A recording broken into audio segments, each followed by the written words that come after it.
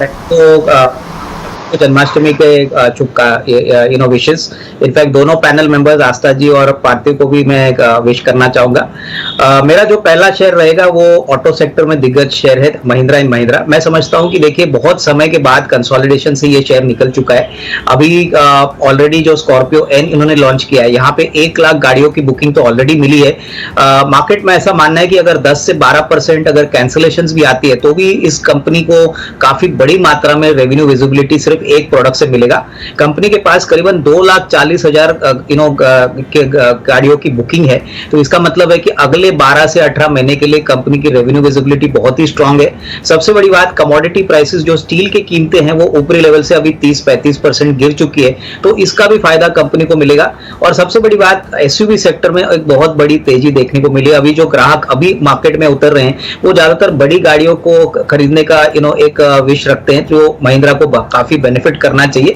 तो मेरे ख्याल से अगर 12 से 15 महीने का अगर कोई टाइम फ्रेम रखता है तो इवन करंट लेवल्स पे खरीद लीजिए। आज मार्केट थोड़ा सा नरम है, तो इस डाउन मार्केट में महिंद्रा एक अच्छी शेयर इन्वेस्टमेंट पोर्टफोलियो साबित हो सकता है। साल भर का नजरिया ले ले तो मुझे लग रहा है कि 1450-1500 का एक टारगेट प्राइस लेके इसमें एक अच्छी इन्वेस्टमेंट रिस्क रिवॉर्ड निवेशकों को मिल सकते हैं। तो ये पहला शेयर मेरी तरफ से। ठीक है, Mahindra and Mahindra of course इस स्पेस में काफी हद तक हम एक्शन भी देख चुके हैं और लगातार हम देख रहे हैं नए लॉन्चेस के दम पर और साथ ही कारोबार विस्तार के प्लान्स भी कंपनियां जिस तरह से बना रही हैं।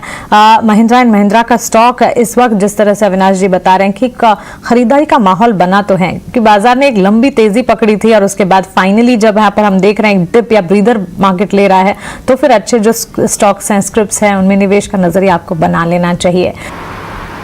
मानसी, दूसरा शेयर कैपिटल गुड्स का एक दिग्गज कंपनी है और कंपनी का नाम है कमिंस इंडिया लिमिटेड। ये एक एमएनसी कंपनी है जहां पे कमिंस यूएस इनके फाइनेंशियल और टेक्निकल कोलैबोरेटर है। सबसे बड़ी बात, कमिंस का जो यूएसपी है मार्केट में कि ये नॉट ओनली डीजल और गैस के इंजन्स में मास्टरी इनकी है, मार्केट डोमिनेंस है, लेकिन ये हाइड्रोजन और ग्रीन एनर्जी के भी इंजन्स के लिए पूरी तैयारी कर चुके हैं। इनफैक्ट इनके कोलैबोरेटर के पास टेक्नोलॉजी अवेलेबल है। तो जैसे इंटरेस्ट हाइड्रोजन में और ग्रीन एनर्जी में आ रहा है, यहाँ पे भी डेफिनेटली ग्रोथ पॉसिबिलिटीज काफी बढ़िया रहेगी। इनफैक्ट पिछले साल कंपनी ने बहुत ही बढ़िया रिजल्ट डिक्लेयर किए थे, करीबन 935 करोड़ का प्रॉफिट रिकॉर्ड किया था, जो पिछले साल 635 करोड़ था। पहले क्वार्टर की तिमाही में भी ग्रोथ मोमेंटम काफी स्ट्रांग है। In fact order book record high पे है और कंपनी का मानना है कि इंफ्रास्ट्रक्चर में जिस प्रकार का ग्रोथ आ रहा है, डेफिनेटली वहां पे capital good sector, corporate capex अभी बढ़ रहा है, जो इसका फायदा कंपनी को जरूर मिलेगा। तो हमारा मानना है कि इस लेवल से भी अगर कोई खरीदता है तो डेफिनेटली साल भर में आपको 1450, 1475 का टारगेट प्राइस मिलेगा। बहुत ही well managed MNC capital goods company है और हमको लग रहा है कि कोई भी गिरावट में अगर मार्केट में अपॉर्चुनिटी मिलती है तो इसको एक्यूमुलेट जरूर करना चाहिए।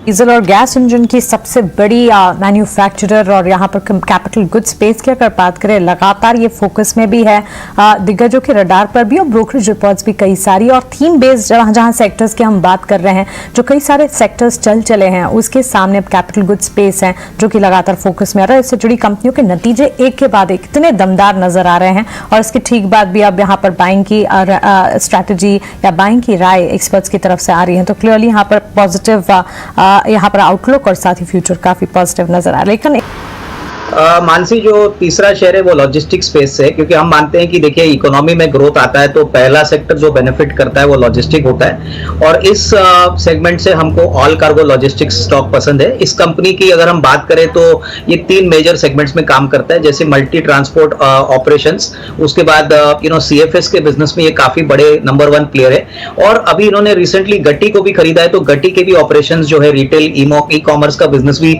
इनके बिजनेस में कंसोलिडेट होता है। पिछले साल कंपनी ने 20,000 करोड़ के ऊपर का कामकाजी रेवेन्यू कमाया था, 1500 करोड़ का कामकाजी मुनाफा था और करीबन 926 करोड़ का प्रॉफिट रिकॉर्ड किया था।